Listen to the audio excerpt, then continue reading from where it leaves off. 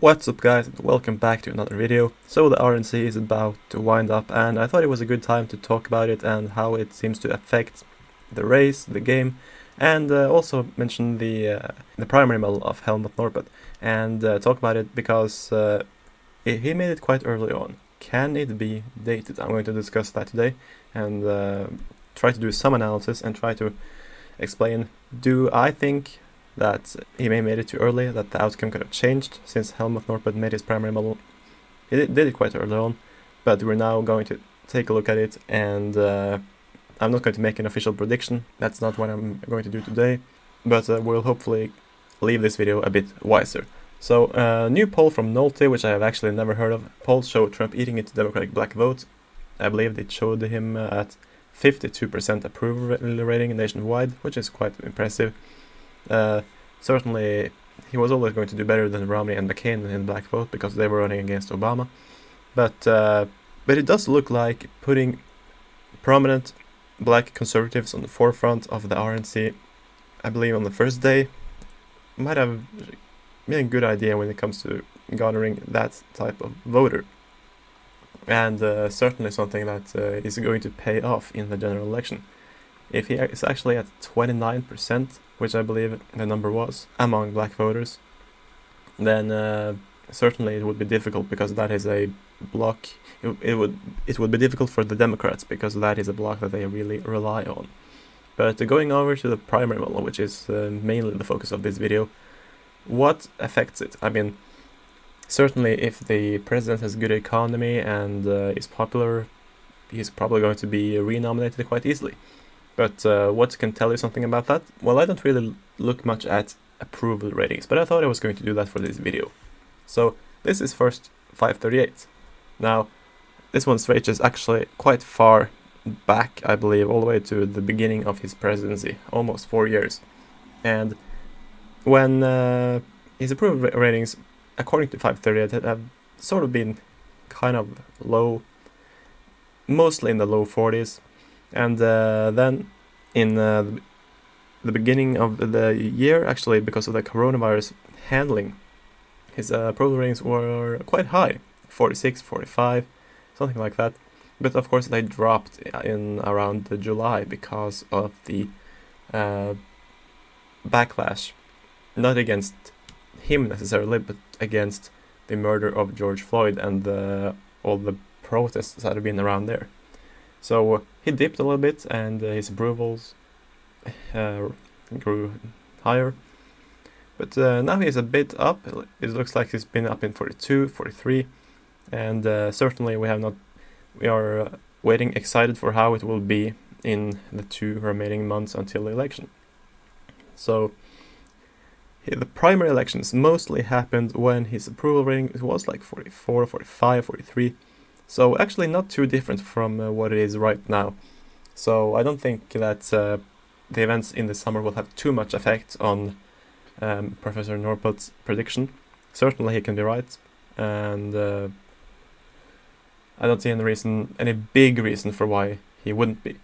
To compare, Rasmussen, which is sort of known as a more conservative-leaning poll, they have always polled Obama and Trump and compared them with their approval ratings at the same point in the presidency. If you look at the approval ratings for Trump in like February, March, they're like 46, 47%, and then they dip in July and in June because of the BLM movement and yeah, you know what.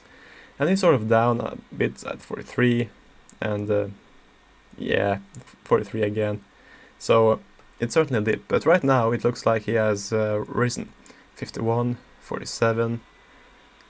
Yeah, there's a lot of fluctuation here, and things certainly change in a short time in the Rasmussen poll, so certainly they are probably not very, very accurate.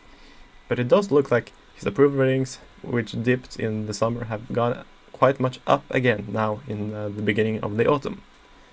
So I would definitely say that there is no big reason to expect that Professor Norpoth will be wrong. Maybe except from Alan Lichtman, which sort of made me question everything. But again, Lichtman is a guy who has said that things might change still, the economy might improve, it might turn out to be a V-shaped recovery, which many people are claiming that it is, and that would certainly be good for Trump and bad for Biden.